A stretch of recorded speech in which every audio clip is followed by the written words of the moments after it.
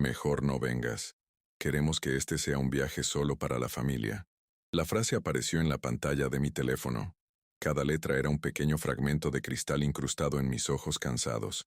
El sonido de mi familia en la sala, riendo y planeando los detalles de nuestro crucero soñado, se convirtió en un ruido lejano y agudo, como el zumbido de un insecto anunciando una dolorosa picadura.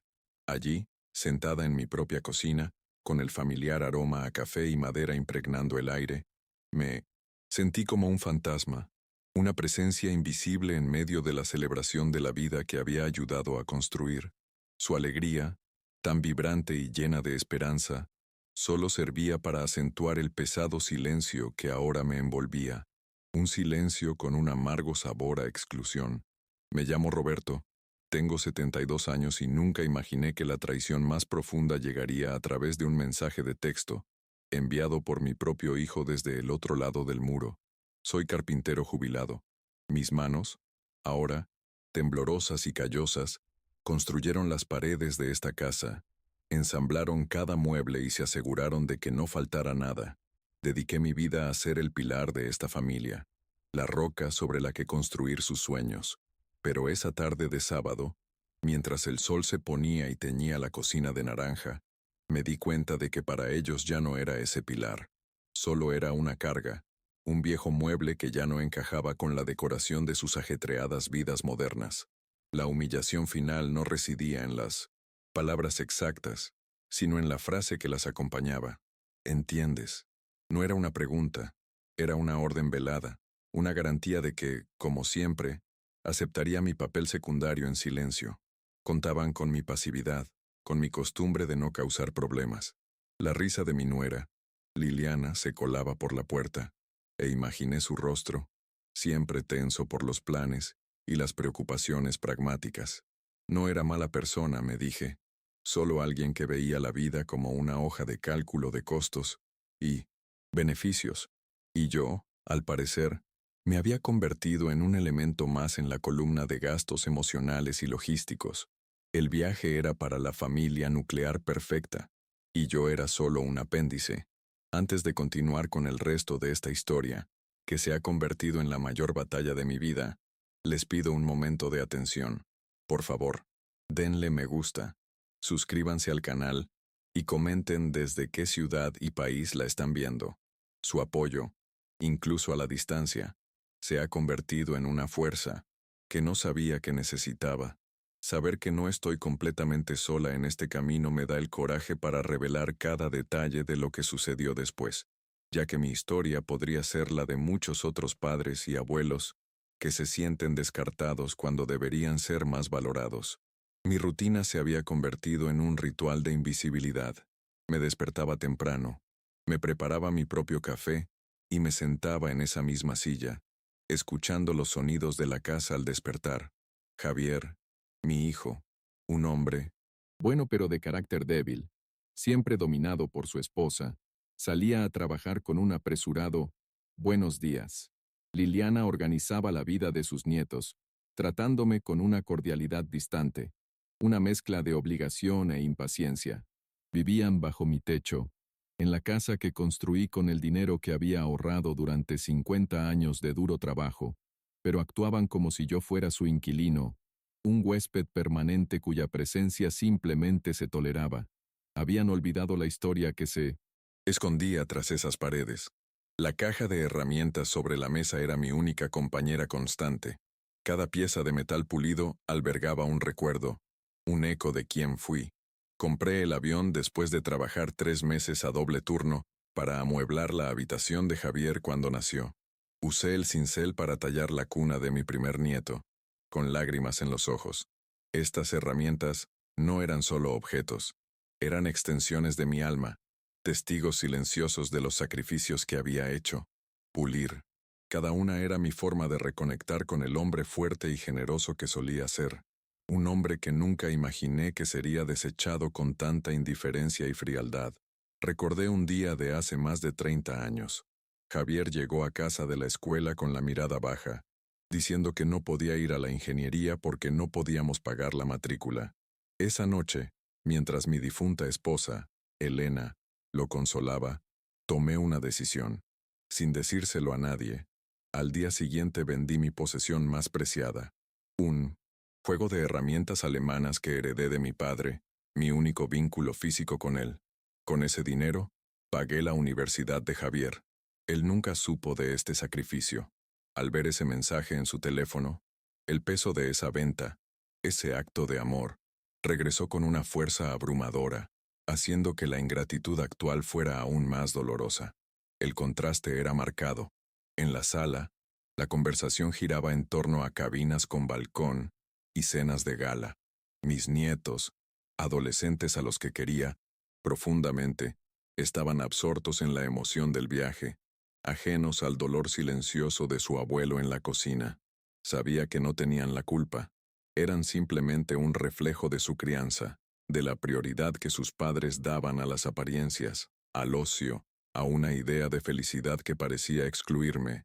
Yo era la guardiana de los recuerdos, el álbum de fotos polvoriento en el fondo del armario. Importante quizá, pero rara vez abierto o apreciado. Cayó la noche, pero no trajo alivio. Me despedí con la misma voz monótona de siempre y me retiré a mi habitación. Acostada en la oscuridad, las palabras del mensaje danzaban en mi mente. Solo familia. ¿Quién era yo entonces para ellos? ¿Una carga? ¿Una obligación? La verdad me golpeó con la fuerza de un golpe físico. Me había convertido en un problema logístico, un obstáculo para su felicidad. Las lágrimas que había contenido toda la tarde finalmente cayeron, silenciosas y calientes, empapando la almohada que había compartido con Elena durante tantos años. Ella jamás habría permitido que esto sucediera. Su ausencia nunca se había sentido tan inmensa y dolorosa. Mientras la casa dormía, la ira empezó a reemplazar la tristeza, una ira fría y calculada. Recordé las palabras de Elena antes de irse. Roberto, construiste esta casa con amor y sudor. Es tu reino. Nunca dejes que nadie te haga sentir pequeño en él. Le había fallado.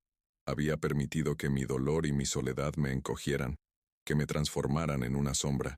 La dignidad no se retira, pensé. El respeto no es un favor, es un derecho. Y en esa noche oscura, una decisión empezó a tomar forma, una semilla de resistencia plantada en la tierra fértil de mi dolor. El sol de la mañana del domingo entraba a raudales por la ventana, pero no sentía su calor. No había dormido. La noche en vela había servido para consolidar mi determinación. No habría más lágrimas, ni más súplicas. La tristeza se había transformado en una calma gélida, una claridad de propósito que no había sentido en años. No era una víctima pasiva. Era Roberto, el carpintero, el constructor, y si mi familia se hubiera desmoronado, reconstruiría mi propio mundo, empezando por los cimientos. Mi hogar, mi orgullo silencioso, dormido durante tanto tiempo, despertó con un rugido. Oí los pasos apresurados de la familia preparándose para partir. Iban a finalizar el viaje, comprar ropa nueva, celebrar la aventura que les aguardaba. Esperé pacientemente, con el corazón latiendo a un ritmo constante, y decidido. Cuando oí el portazo y el coche alejándose, me levanté. No fui a la cocina a preparar café. Fui a mi caja de herramientas, pero esta vez no a pulir recuerdos. Fui a forjar un nuevo futuro. Tomé un martillo, un destornillador y la cerradura nueva que había comprado hacía meses, pero que nunca me había atrevido a instalar.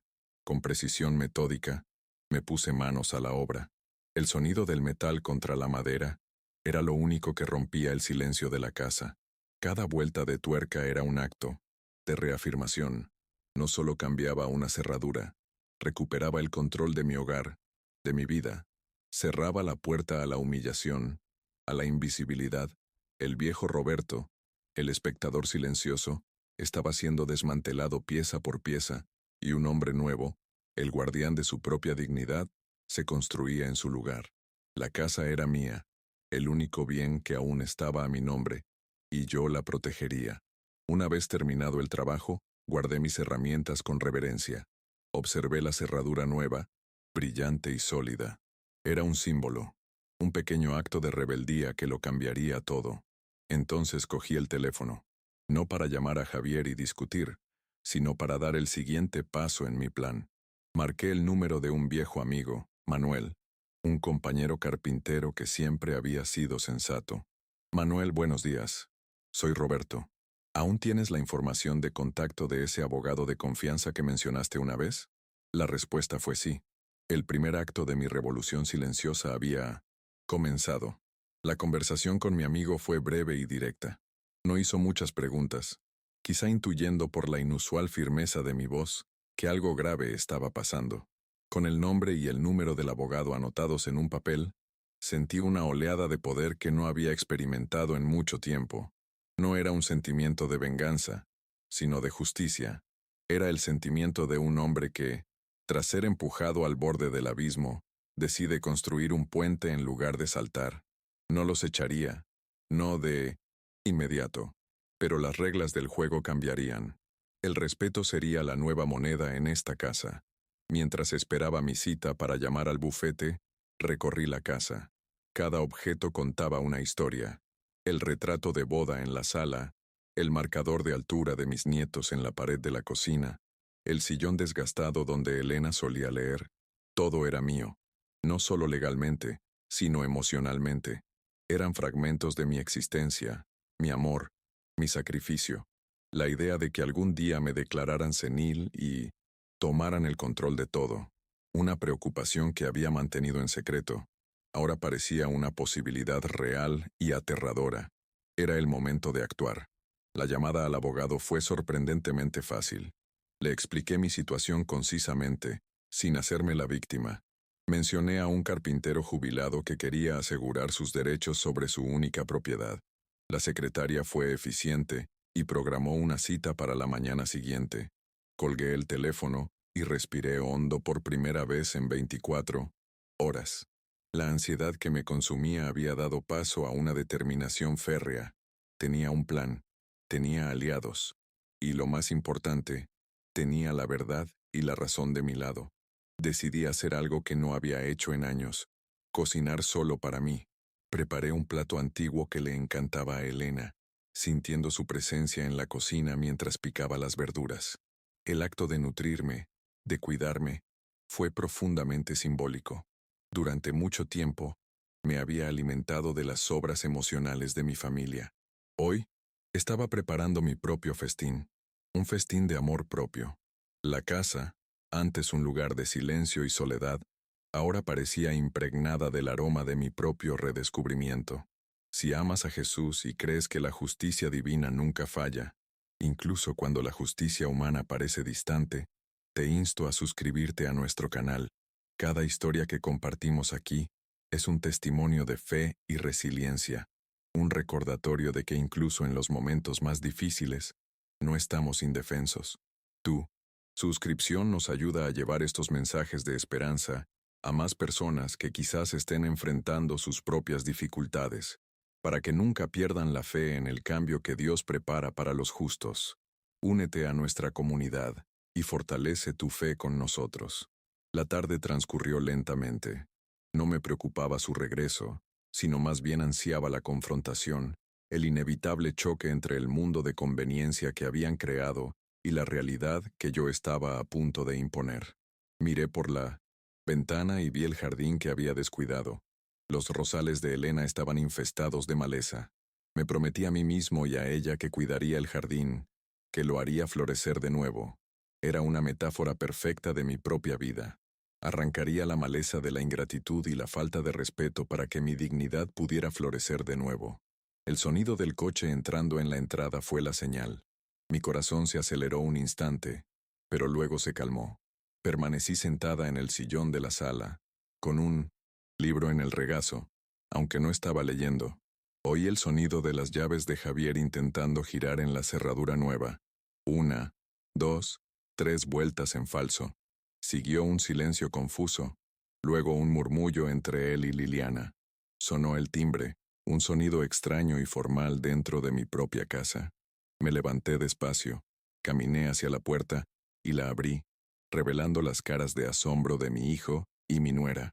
La expresión de Javier era de puro desconcierto. La de Liliana, una mezcla de irritación y sospecha. «¿Papá? ¿Qué pasó con la cerradura? No podemos entrar».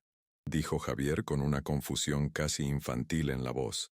Los miré fijamente, con la postura erguida y la mirada fija. Ese momento era crucial. El Roberto de antes se habría disculpado, habría inventado una excusa. Pero el Roberto de ahora simplemente respondió, con una calma que los desarmó por completo.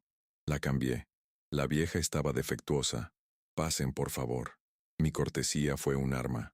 Dejé la puerta abierta y volví a mi silla, dejándolos entrar en el nuevo territorio.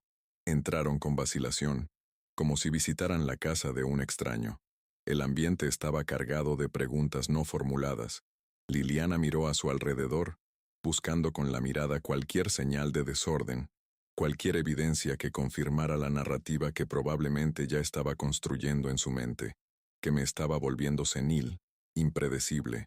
Javier, en cambio, parecía simplemente perdido, incapaz de procesar la ruptura de la rutina, el repentino cambio en la dinámica de poder que apenas comenzaba a percibir.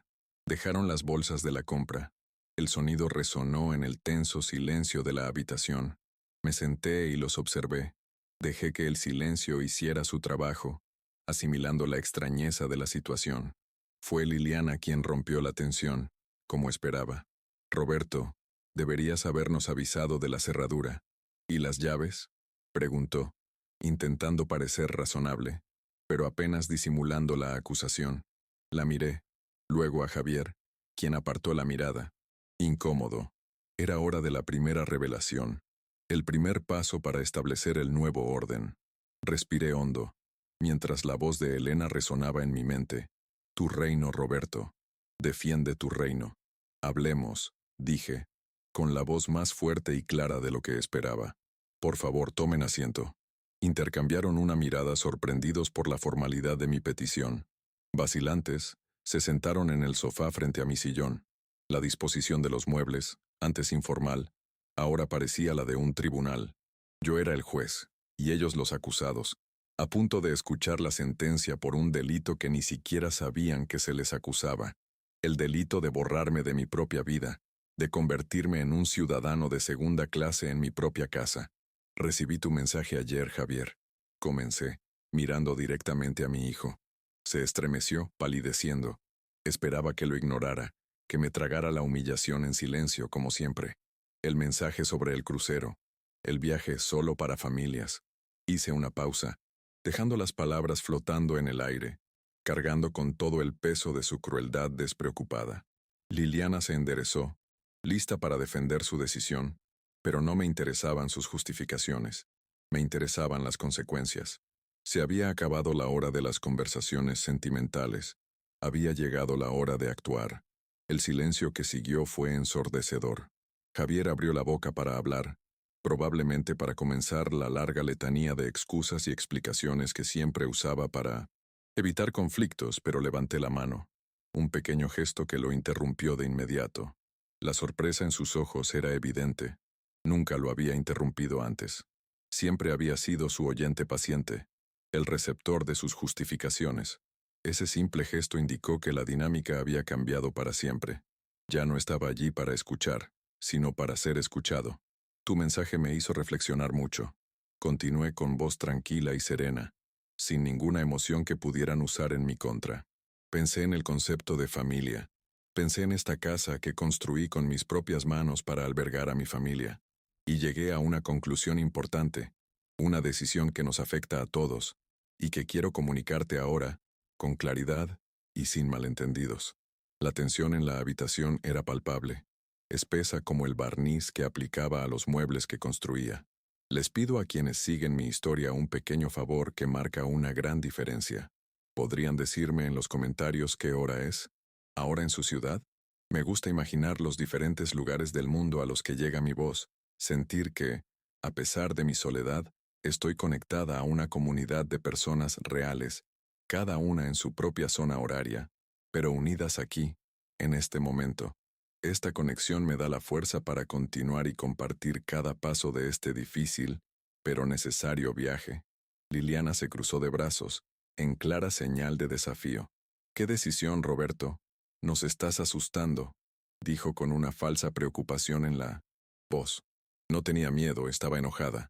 Enojada porque estaba rompiendo el acuerdo tácito de ser un abuelo dócil e invisible, sintió que el suelo temblaba bajo sus pies, que el control que tenía sobre la casa y Javier comenzaba a escapársele entre las manos. Su miedo no era por mí, sino por la pérdida de su comodidad y autoridad.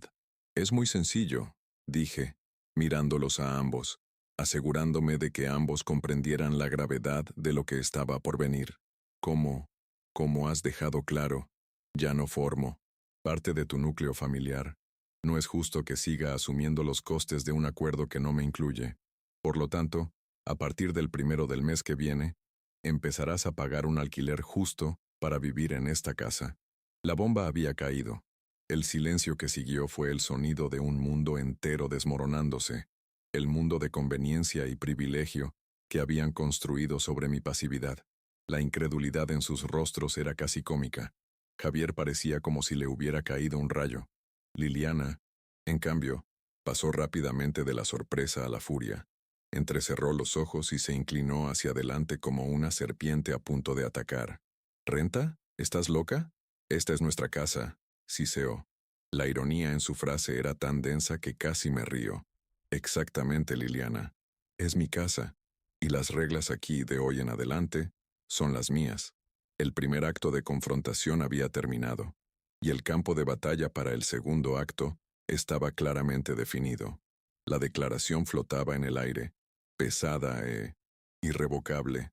Podía ver la tormenta que se avecinaba en sus ojos, la confusión dando paso a la indignación. Javier, siempre mediador, intentó encontrar las palabras para suavizar el golpe, para restaurar el orden roto, pero las palabras le fallaron. Liliana, sin embargo, no tuvo esos reparos. La máscara de nuera preocupada cayó, revelando el rostro del férreo pragmatismo que la gobernaba.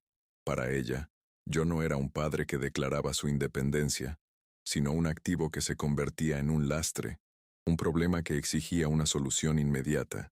El verdadero conflicto apenas comenzaba, y yo, por primera vez en mucho tiempo, me sentía preparado para ello. La palabra alquiler resonó por la habitación como el sonido de cristales rotos, destrozando la frágil paz doméstica que habíamos mantenido durante años. El rostro de Javier palideció, sus ojos buscándome alguna señal de que se trataba de una broma pesada, una exageración momentánea. Liliana, en cambio, se recuperó de su sorpresa inicial, con una velocidad impresionante, su incredulidad convirtiéndose en furia gélida. «No hablarás en serio, Roberto», dijo en voz baja y controlada, siempre una señal de peligro. «Somos tu familia, te queremos, y así es como nos lo agradeces», amenazando con echarnos a la calle como si fuéramos extraños. Su narrativa ya estaba establecida. Yo era el viejo ingrato y cruel. «No estoy amenazando a nadie», respondí, manteniendo la calma que sabía que los inquietaría. «Estoy estableciendo nuevas condiciones para el uso de mi propiedad. Ayer me diste una valiosa lección, Javier. La lección de que la familia es un concepto con límites y condiciones. Simplemente estoy imponiendo esos mismos límites. Tienes techo, comida y comodidad porque te los he dado toda la vida. Ahora bien, esa provisión tendrá un costo, un reconocimiento formal de tu valor. O eso, o eres libre de buscar un lugar que se ajuste mejor a tu presupuesto y planes». Javier finalmente recuperó la voz, un hilo de súplica en medio de la tensión. «Padre, por favor, piensa en lo que haces. Somos nosotros. Soy tu hijo». Se levantó y se acercó a mí, con la mano extendida, intentando apelar a la conexión emocional que él mismo había ayudado a romper. «Olvidemos esto. Fue un malentendido. El mensaje...» Liliana estaba estresada, no pensamos con claridad. «Claro que te queremos con nosotros». La excusa era tan débil, tan evidente, que sentí una oleada de lástima por él. No intentaba curar la herida, solo intentaba ponerle una venda sucia para detener la hemorragia inmediata. Me aparté de su contacto, no con ira, sino con una firmeza que lo hizo estremecer. «No, Javier, no fue un malentendido, fue una revelación, y ahora lo veo todo con claridad. Durante años, me sentí como una carga, una obligación que tú cumplías con un suspiro de cansancio. Lo acepté en silencio por el recuerdo de tu madre y el amor que siento por mis nietos. Pero el silencio se acabó. De ahora en adelante, las relaciones en esta casa se basarán en el respeto. Y el respeto, hijo mío, empieza por reconocer el valor de las cosas, incluyendo el techo que los cubre y al hombre que lo construyó. Liliana se puso de pie, con la ira hirviendo en sus ojos. Esto es increíble. ¿Haces esto por un crucero? ¿Estás dispuesto a destruir a tu familia por un viaje estúpido? Hizo un gesto amplio, pintándome como un viejo petulante y vengativo. Javier se esfuerza por darnos una vida que tú nunca podrías darnos. ¿Y ahora, quieres quitárnosla? ¿Es envidia, Roberto? ¿Envidia porque por fin conseguimos algo para nosotros? La acusación era tan absurda, tan alejada de la verdad de mis sacrificios, que solo pude mirarla con profunda tristeza. ¿Qué sabes tú de lo que pude o no pude darte? Pregunté con la voz entrecortada por un viejo dolor. Miré a Javier. ¿Te acuerdas de aquella bici azul que te regalaron por tu 10º cumpleaños? La querías más que nada. Por aquel entonces el taller estaba en apuros, y tu madre y yo apenas teníamos dinero para pagar las cuentas. Durante 2 meses trabajé hasta altas horas de la noche, haciendo pequeñas reparaciones para los vecinos, durmiendo solo 3 horas cada noche. Ahorré cada centavo para comprar esa bici. Nunca lo supiste. Para ti simplemente apareció. Mi vida entera ha sido un conjunto de sacrificios invisibles para asegurar tu felicidad. Esto no se trata de un crucero. Se trata de la invisibilidad. Mis palabras parecieron impactar a Javier, quien bajó la cabeza. El recuerdo de la bicicleta quizás le abrió una pequeña grieta en la conciencia, pero Liliana era impenetrable. Las historias del pasado no pagan las cuentas, Roberto. Ahora vivimos en otra realidad. Tenemos gastos, los niños están creciendo. ¿De dónde esperas que saquemos el dinero para la renta? ¿Quieres que lo saquemos de su matrícula universitaria? ¿Es eso lo que quieres? Era una experta en desviar la culpa, en presentarme como el villano que amenazaba el futuro de sus propios nietos. Era una táctica cruel y efectiva, diseñada para hacerme sentir culpable y que me retirara. Administrar sus finanzas no es mi responsabilidad, afirmé con una firmeza que me sorprendió. Así como mi presencia en sus vacaciones ya no lo es. Son adultos. Tomaron una decisión que me excluyó. Ahora tomo una decisión que me protege a mí y a mi futuro. Tienen un mes para darme una respuesta. Si se quedan y pagan, o si buscan en otra parte. La conversación por ahora ha terminado. Me levanté del sillón, un último acto de autoridad, y caminé hacia mi habitación, dejándolos en la sala, inmersos en el caos que ellos mismos habían creado. En los días siguientes, la casa se convirtió en un campo de batalla silencioso. Sus tácticas cambiaron. La ira manifiesta dio paso a una campaña de manipulación psicológica. Liliana empezó a tratarme con una preocupación exagerada y artificial. ¿Tomaste tu medicación, Roberto? ¿Quieres que te prepare un té para tranquilizarte? Últimamente, pareces estar muy confundido. Cada frase era una pequeña semilla de duda que intentaba sembrar, no solo en mí, sino sobre todo en Javier y en cualquiera que estuviera cerca. Estaba construyendo, ladrillo a ladrillo, un caso para mi supuesta inestabilidad mental. Javier, por su parte, intentó una estrategia sentimental. Trajo a sus nietos a hablar conmigo, con la esperanza de que su presencia me ablandara el corazón. Mis nietos, ajenos a la guerra fría que se desataba, eran su escudo y su arma. Abuelo, mamá dice que estás enojado con nosotros. ¿Es por el viaje? Podemos traerte un regalo, decía el más pequeño, con una inocencia que me partía el corazón. Fue un golpe bajo, usar mi amor por ellos para chantajearme emocionalmente. Los abracé, les aseguré que mi amor por ellos era incondicional, pero me mantuve firme en mi decisión. Una noche, oí a Javier y Liliana discutiendo en su habitación. La puerta no estaba del todo cerrada, y sus voces, aunque apagadas, se oían con claridad. No, se rendirá Javier. Ese viejo testarudo nos va a echar, exclamó Liliana con la voz llena de pánico. ¿Y qué quieres que haga, Liliana? Es mi padre, respondió Javier, con la angustia patente en la voz. Tu padre está senil. Es obvio.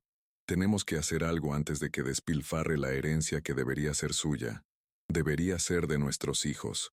La palabra herencia Me impactó. Para ella, mi casa no era mi hogar, era su futura herencia.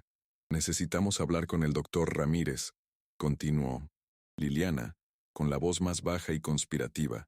Si conseguimos que declare que papá no está en sus cabales, podemos solicitar una interdicción, podemos conseguir un poder notarial para administrar sus bienes. Es para protegerlo, Javi. ¿Te imaginas si cae en una estafa y vende la casa por una miseria? La justificación era la protección, pero la intención era el control. Planeaban robarme mi autonomía, mi última posesión valiosa. La dramática ironía era que ya iba un paso por delante, con mi cita, con un abogado. No sabían que el viejo senil estaba más lúcido que nunca. Esa conversación fue un punto de inflexión. Me di cuenta de que la amenaza era mucho mayor de lo que había imaginado. Ya no se trataba solo de respeto ni de una renta simbólica. Se trataba de mi libertad, de mi capacidad de decidir mi propio destino. El miedo que sentía era real y profundo, pero fue rápidamente superado por una oleada de determinación. No solo luchaba por un hogar, luchaba por el derecho a existir como una persona plena y capaz hasta el final de mis días. La batalla había alcanzado un nuevo nivel, y necesitaba estar preparada. Al día siguiente, fui a mi cita con el abogado. Llevé la escritura de la casa y todos los documentos que pude encontrar. Me senté frente al doctor Morales, un hombre de mediana edad con una mirada atenta y paciente, y le conté toda la historia, desde el mensaje de texto hasta la conversación que había escuchado la noche anterior. Escuchó sin interrumpir, tomando notas. Cuando terminé, sentí que me quitaban un peso de encima. Tener un aliado, alguien que entendía el lenguaje de la ley y los derechos, era como tener un escudo en medio de una lluvia de flechas. Señor Roberto, hizo muy bien en venir, dijo el doctor Morales con voz tranquila y segura. Su casa está a su nombre y está en plena posesión de sus facultades mentales. Cualquier intento de interdictarlo basándose en estos hechos sería extremadamente difícil para ellos. Lo que están planeando es una forma de abuso financiero y psicológico contra las personas mayores, y tenemos leyes para combatirlo. Me explicó los pasos que podíamos tomar, desde una citación extrajudicial hasta medidas de protección más severas. Salí de su oficina sintiéndome empoderado, armado con conocimiento y estrategia. En casa, la guerra de nervios continuaba. Liliana empezó a mover algunas de mis pertenencias, cosas pequeñas como cambiar mi cuaderno de estante o cambiar mi silla favorita. Eran sutiles actos de desestabilización, diseñados para hacerme sentir que perdía el control, que me fallaba la memoria. Pero papá, tú siempre has estado aquí, decían cuando les preguntaba.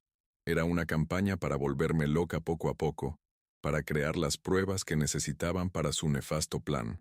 Pero yo, ahora consciente de sus intenciones, veía cada movimiento con dolorosa claridad. Mientras tanto, empecé a poner en práctica mi propio plan. Hice copias de todos mis documentos importantes y se los entregué al doctor Morales para que los guardara. Abrí una cuenta bancaria a mi nombre, a la que planeaba transferir mi pequeña pensión, quitándosela de encima, y empecé a documentarlo todo. Anoté cada comentario manipulador de Liliana, cada intento de chantaje de Javier. Estaba construyendo mi propio caso, mi propia defensa, con la misma paciencia y método con que construía un mueble de madera. La situación alcanzó un nuevo punto álgido de tensión cuando recibí una carta del banco. Era el extracto de una tarjeta de crédito adicional que no recordaba haber solicitado. Al revisar los gastos, vi una serie de compras en línea, ropa de diseñador y, lo más impactante, los billetes de crucero. La factura estaba a mi nombre. Habían usado mis datos para financiar el viaje del que me habían excluido. La audacia, la traición, fue tan profunda que apenas podía comprenderla. Me quedé sin aliento. Esto no era solo una falta de respeto, era un robo. Con la carta del banco en mis manos temblorosas, los confronté. Esperé a que todos estuvieran en el comedor esa noche. Puse el extracto sobre la mesa, entre el plato de Javier y el de Liliana. Se hizo el silencio al instante. ¿Alguien me puede explicar esto?, pregunté con voz fría. Liliana miró el extracto y tuvo el descaro de parecer ofendida. Ah, Eso es. Es solo una formalidad, Roberto. Usamos tu tarjeta porque tiene un límite más alto. Íbamos a pagar, por supuesto. No tienes que preocuparte. Su indiferencia fue más insultante que cualquier grito. ¿Ibas a pagar? Repetí incrédula. Usaste mi nombre, mi crédito, sin mi permiso, para financiar un viaje en el que insististe en que no era bienvenido. Esto no es una formalidad, Liliana. Esto tiene otro nombre. Es fraude. Javier se encogió en su silla, incapaz de mirarme a los ojos. Era cómplice. Su debilidad lo hacía tan culpable como su codicia. En ese momento, vi la verdadera cara de sus personajes, despojada de toda máscara. No me veían como un padre, sino como un recurso para ser explotado hasta el agotamiento. La discusión que siguió fue la más violenta hasta la fecha. Liliana me acusó de ser mezquino, de no entender cómo funcionaban las finanzas modernas. Javier intentó calmar los ánimos, pero sus palabras eran huecas, impotentes. Entre los gritos recordé una promesa que le hice a Elena en su lecho de muerte. Cuida de Javier, Roberto, no dejes que se pierda. Lo había intentado, pero quizás cuidarlo ahora significaba plantarle cara, significaba enseñarle, con la mayor dureza posible, sobre la integridad y el respeto, lecciones que claramente no había aprendido. El conflicto, cada vez más intenso, me estaba agotando física y emocionalmente. Había noches en que la duda me asaltaba. ¿Sería más fácil ceder? ¿Dejarlos ganar, solo para tener un poco de paz? La soledad era mi compañera constante, y la idea de una vejez en guerra con mi propia familia me aterrorizaba. Miré el retrato de Elena en mi mesita de noche y pedí fuerzas. ¿Qué harías tú, mi amor? Susurré en la oscuridad, y la respuesta siempre llegaba en forma de un recuerdo de su fuerza, de su negativa a aceptar la injusticia. Luché por los dos. Si amas a Jesús y crees en la fuerza que nos da para afrontar las batallas más difíciles, te insto a suscribirte a nuestro canal. El camino hacia la justicia suele ser solitario y lleno de pruebas, pero la fe nos recuerda que el bien siempre prevalece.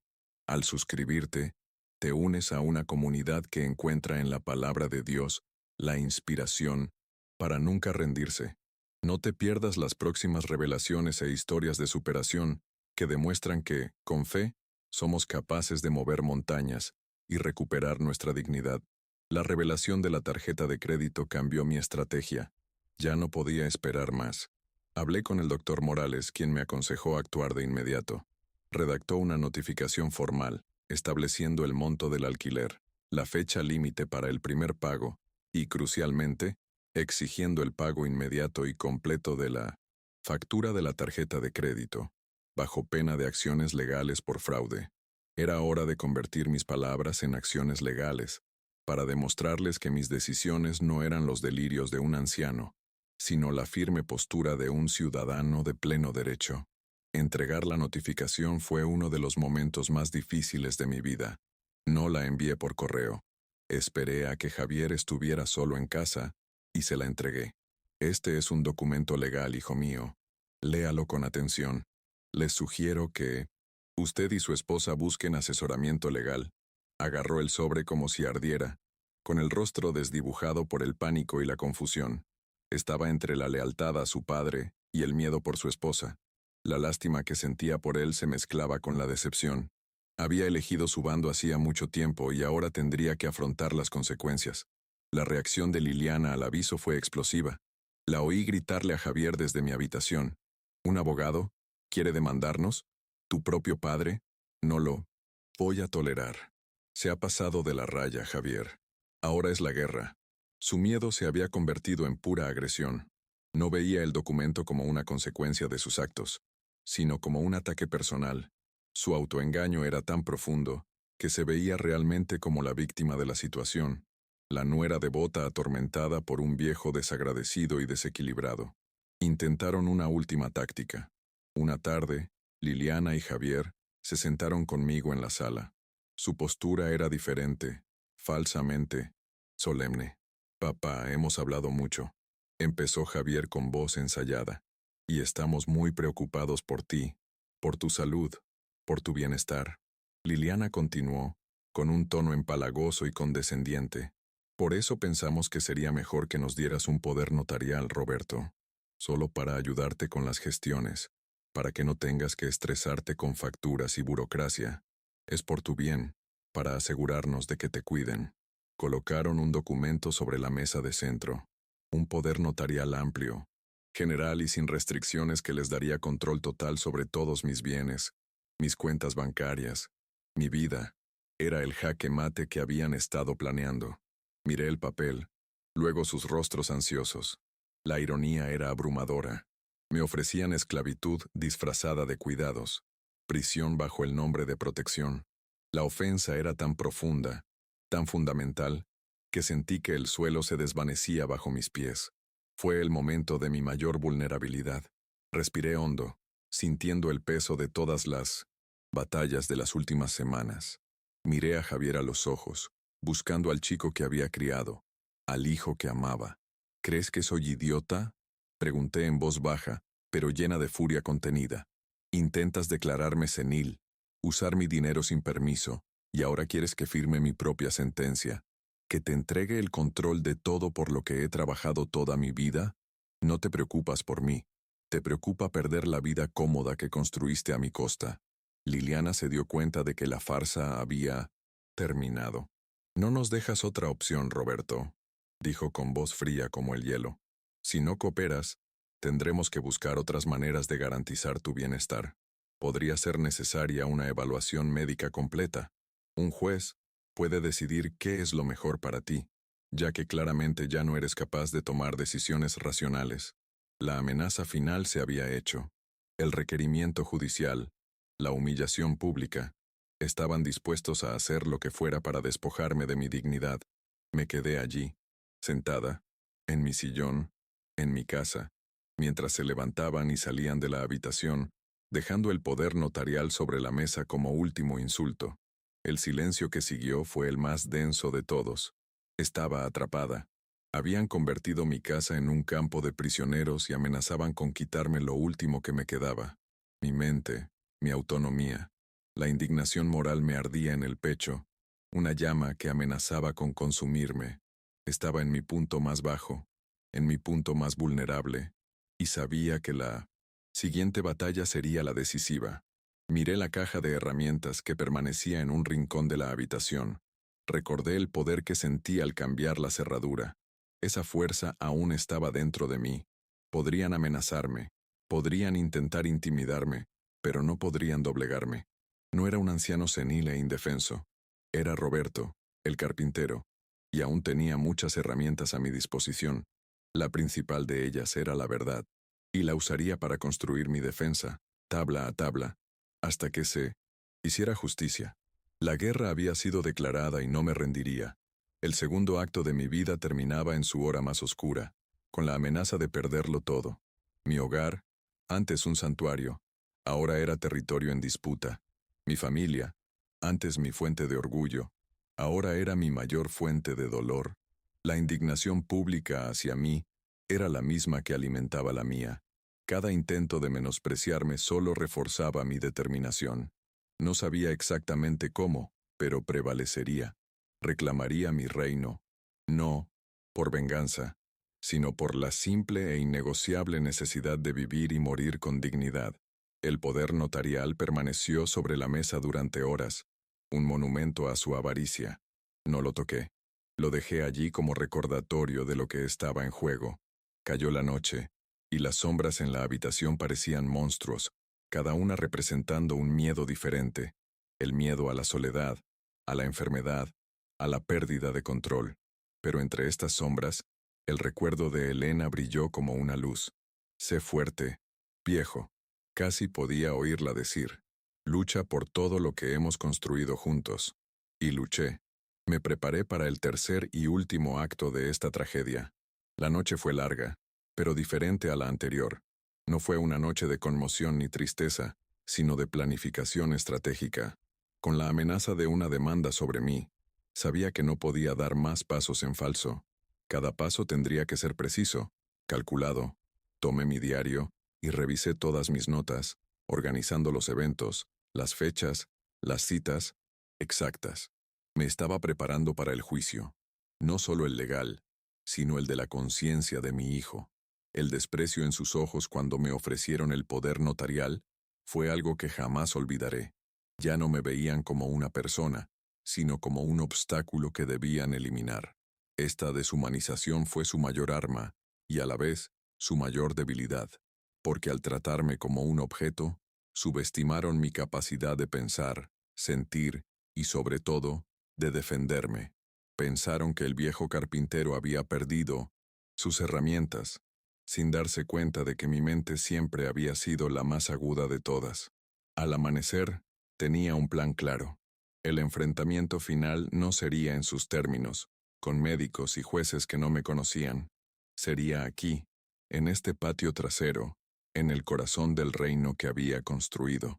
Sería un enfrentamiento no sobre leyes y documentos, sino sobre la memoria, el sacrificio y el verdadero significado de la familia. Yo crearía el clímax de nuestra historia, un momento de verdad tan poderoso que les sería imposible ignorar. La carpintería me había enseñado que, antes de construir algo nuevo, a veces hay que derribar la vieja estructura, y yo estaba a punto de derribar la estructura de mentiras que ellos habían construido. La vulnerabilidad que sentía dio paso a una calma peligrosa. Sabía que su siguiente paso sería agresivo. Intentarían programar una cita médica, tal vez traer al doctor Ramírez para una visita casual. Estaba listo para ello. El doctor Morales me indicó que no dijera nada, que no aceptara ninguna evaluación sin su presencia. Se formó la red de apoyo. La base era sólida. Ahora era el momento de construir hasta el clímax, la pieza final que traería la ruina total o la redención. La sensación de haber tocado fondo tenía una ventaja inesperada. La única dirección posible era hacia arriba. La amenaza de Liliana, aunque aterradora, me había liberado del último atisbo de esperanza de una reconciliación fácil. Ahora veía la situación tal como era. Una lucha por mi supervivencia como individuo. Y cuando luchas por sobrevivir, encuentras una fuerza que no sabías que poseías. El segundo acto terminó conmigo acorralado, pero no derrotado, herido, pero no destrozado. Cayó el telón sobre la oscuridad, pero ya podía ver las primeras luces del amanecer del tercer acto. La mañana siguiente amaneció no con tormenta, sino con una calma desconcertante. Ignoré el poder notarial sobre la mesa, dejándolo como un testimonio silencioso de su avaricia. En lugar de encerrarme en mi habitación, bajé a mi antiguo taller en el garaje, un lugar que no había visitado intencionalmente en años. El olor a serrín y barniz fue como un bálsamo para mi alma herida. No cogí las herramientas de construcción grandes, sino las pequeñas y delicadas, las que usaba para los detalles. Seleccioné un pequeño bloque de nogal, la madera más fina que tenía, y comencé a trabajar. Su mundo era de amenazas y documentos. El mío volvería a ser uno de creación y propósito. No estaba construyendo un arma, sino un símbolo. Una pequeña caja de madera con encajes perfectos y un acabado que exigía toda mi concentración. Cada corte de la sierra, cada pasada de la lija, era un acto de meditación, una forma de canalizar mi furia y mi dolor en algo hermoso y tangible. Mientras mis manos trabajaban, mi mente se calmaba. No pensaba en la lucha que se avecinaba, sino en la lección que necesitaba enseñar. Una lección no sobre dinero ni leyes, sino sobre valores. El valor de un padre, de una vida de sacrificio, de un hogar. El taller se convirtió en mi santuario, y el trabajo, en mi oración. Javier me encontró en el patio trasero unos días después. La tensión en la casa se había vuelto insoportable. Un silencio denso que precedió al trueno. Estaba midiendo el espacio cerca de los rosales de Elena, planeando un pequeño huerto, un proyecto para el futuro, para mi futuro. Se acercó, con el rostro desencajado por la ira y la frustración contenidas. No había venido a hablar, había venido a estallar. ¿Qué haces?, gritó, su voz rompiendo la paz de la mañana. Estás destruyendo a esta familia por un crucero, por orgullo. ¿Vale la pena, padre, perder a tu hijo por esto? No dejé de hacer lo que estaba haciendo de inmediato. Seguí estirando la cinta métrica, clavando una pequeña estaca en el suelo. Dejé que sus palabras furiosas se disiparan en el aire, sin la reacción que esperaba. Solo cuando terminé de medir, me levanté lentamente, sacudiéndome la suciedad de los pantalones. Lo miré, no al hombre furioso frente a mí, sino al niño asustado que se escondía tras esa ira. No estaba enojado conmigo, estaba enojado por su propia debilidad, por estar atrapado entre su padre y su esposa, y por haber elegido la salida fácil. Entonces, sin decir palabra, extendí la mano y le entregué la pequeña caja de nogal que había terminado esa mañana. Estaba pulida y brillante, y la veta de la madera parecía un paisaje en miniatura. La tomó, confundido, olvidando su enojo por un momento ante la sorpresa del gesto. ¿Qué es esto?, preguntó con la voz ahora más baja, insegura. Ábrela, dije en voz baja.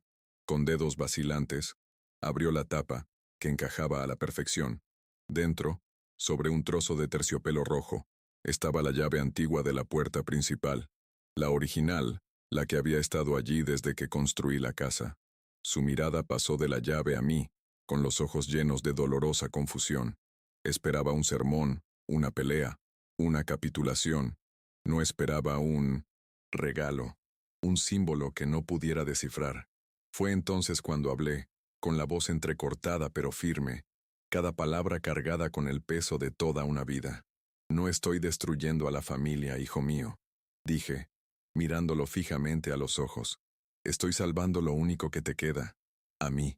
Querías un viaje solo para la familia, y yo decidí hacer el mío. Y empieza aquí, en esta casa, el hogar de mi familia. Esta llave, continué, señalando la caja en sus manos, te abrió esta puerta por primera. ¿Ves? Representa todo lo que te di incondicionalmente. Un hogar, seguridad, amor. Pero tú y tu esposa confundieron mi amor con debilidad. Intentaron quitarme no solo la casa, sino también mi dignidad. Así que te devuelvo la llave de tu pasado, del hogar que fue tuyo. Pero la casa a partir de hoy pertenece a un hombre al que debes aprender a respetar, no como padre, sino como a su dueño. Alquilar no es un castigo, es tu lección. Javier se quedó paralizado, con la caja en la mano. Las palabras lo golpearon más fuerte que cualquier grito. La verdad simple e innegable lo había desarmado. No tenía argumentos ni excusas.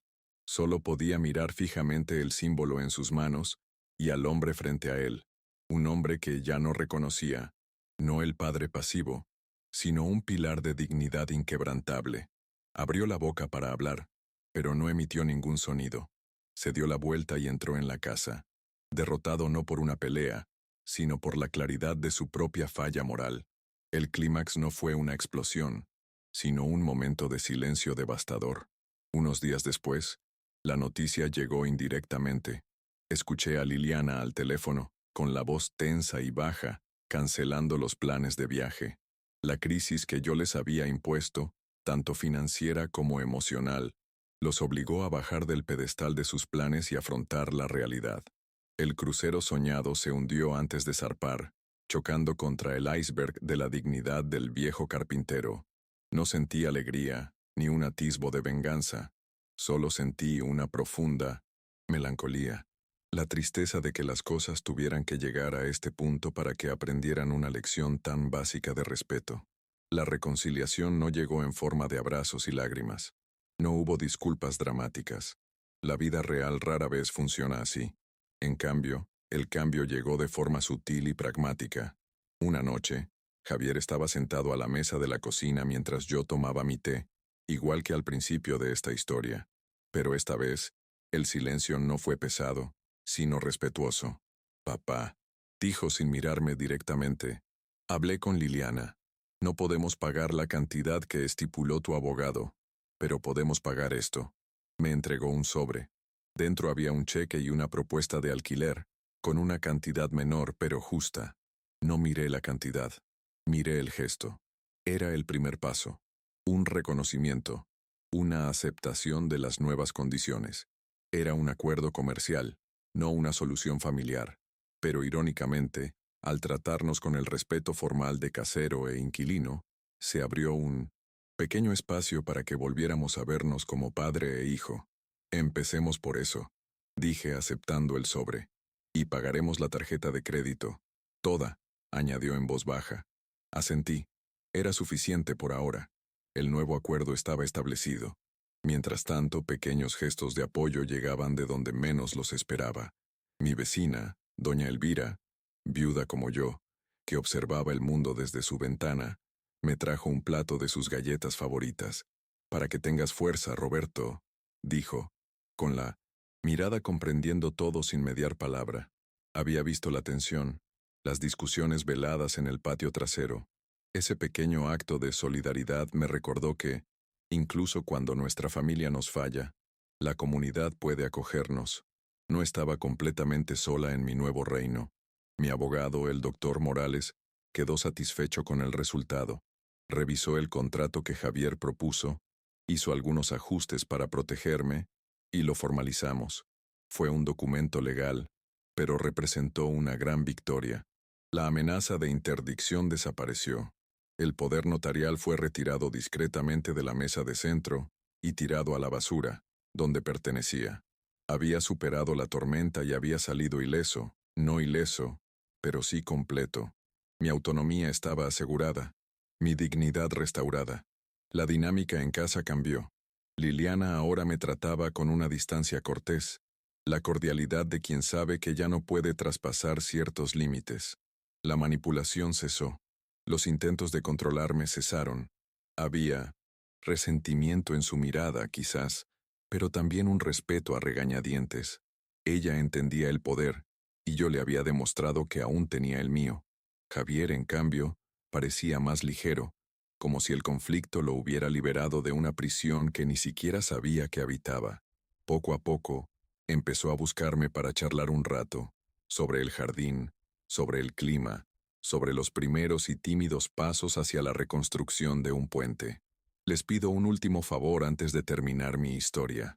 Sí, esta historia les conmovió. Si creen en la importancia de la dignidad en la vejez y el respeto que toda persona merece, por favor comenten. Apoyo a Roberto. Quiero generar una ola de apoyo para que otras personas en mi situación sepan que no están solas, que sus luchas son reconocidas y valoradas. Cada comentario es un voto de confianza, un ladrillo en la reconstrucción de un mundo donde las personas mayores sean valoradas, no descartadas. El desenlace final de esta historia no ocurrió en una sala con la familia reunida, sino en mi patio trasero. Con mi primer pago de alquiler, compré 2 naranjos jóvenes. Mientras cavaba la tierra, sentí una paz que no había experimentado en años. Mis manos, las mismas que habían construido la casa, ahora cultivaban nueva vida. El sol de la tarde me calentaba la espalda, y el olor a tierra húmeda era el perfume de la victoria. No había ganado un crucero, pero había recuperado mi reino. Y en este reino, yo era el soberano. La casa volvió a ser mi hogar. La tensión se disipó, reemplazada por unas reglas claras y un respeto renovado.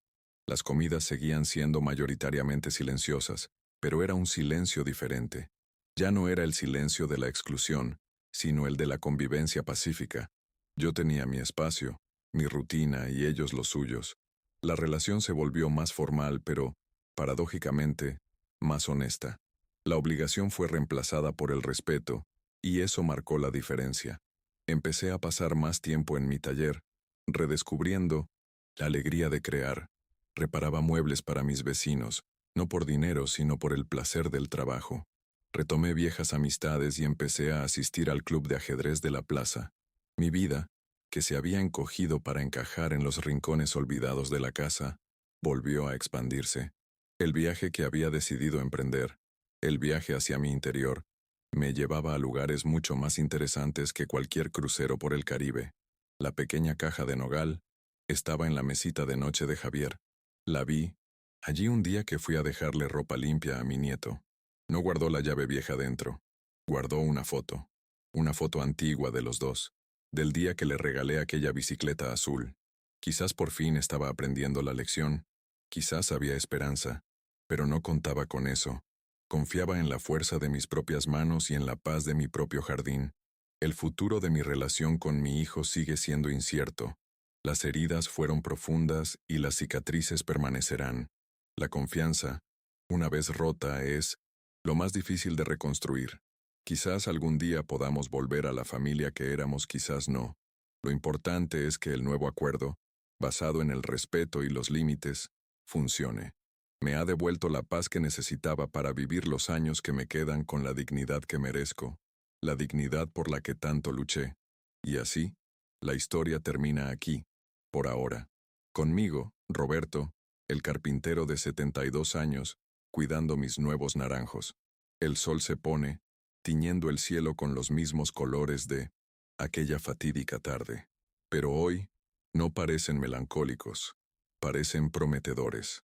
La paz que siento no es la paz de la resignación, sino la paz ganada en la batalla. Es la paz de un rey que ha retomado su trono, no por la fuerza, sino con la valentía de exigir lo que le corresponde por derecho, un lugar de honor en el mundo que él mismo construyó. La injusticia que sufrí fue amarga, pero el cambio fue la más dulce de las victorias. No una victoria sobre mi hijo, sino una victoria sobre el olvido, una victoria sobre la invisibilidad. Y mientras riego mis futuros naranjos, sé que cada fruto que den será un testimonio de mi lucha, un recordatorio de que nunca es tarde para hacer florecer la dignidad, incluso en el suelo más árido de la ingratitud. El patriarca no fue derrocado, simplemente aprendió a cuidar su propio jardín. La casa está en silencio ahora. Javier y Liliana se han ido con sus nietos, pero no me siento sola, me siento en casa. La soledad que me atormentaba era la soledad de la falta de respeto. Ahora, en mi propia compañía, encuentro una profunda paz. Miro mis manos callosas, ya no con la tristeza de los recuerdos, sino con el orgullo del presente. Son las manos de un sobreviviente, de un constructor que, ante la ruina, eligió construirse a sí mismo, más fuerte y resiliente que nunca. Lo que traerá el mañana, no lo sé. Si Javier encontrará el camino de regreso, no solo como inquilino, sino como hijo. Si Liliana aprenderá a ver más allá de los números y las apariencias. Pero eso ya no me quita el sueño. Hice mi parte, puse los límites, defendí mi reino. Ahora, el siguiente paso es de ellos. Estaré aquí, en mi jardín, cuidando mis plantas, esperando, pero no esperando pasivamente, esperando como un hombre libre, en su propia tierra bajo su propio cielo. He aprendido que la dignidad no es algo que nos regalan, es algo que cultivamos día tras día, con pequeños actos de valentía. Cambiar una cerradura, hacer una llamada, decir no con voz firme. Estas son las semillas, y los frutos son la paz, el respeto por uno mismo y la certeza de que, pase lo que pase, nunca más permitiremos que nadie nos haga sentir pequeños en nuestra propia casa, en nuestras propias vidas. Este es el verdadero legado que quiero dejar. Cae la noche y las luces de la ciudad empiezan a parpadear en la distancia. En mi cocina, preparo una taza de té. El olor es el mismo, la silla es la misma, pero soy un hombre diferente. El dolor de la traición aún existe, un suave eco en lo profundo de mi corazón, pero ya no es la nota dominante. La melodía principal, ahora, es la de la serenidad de quien conoce su valor y ya no teme exigirlo.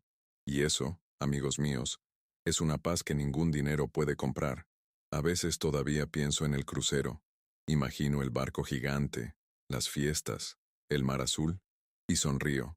Querían un viaje familiar, y en cierto modo, lo consiguieron.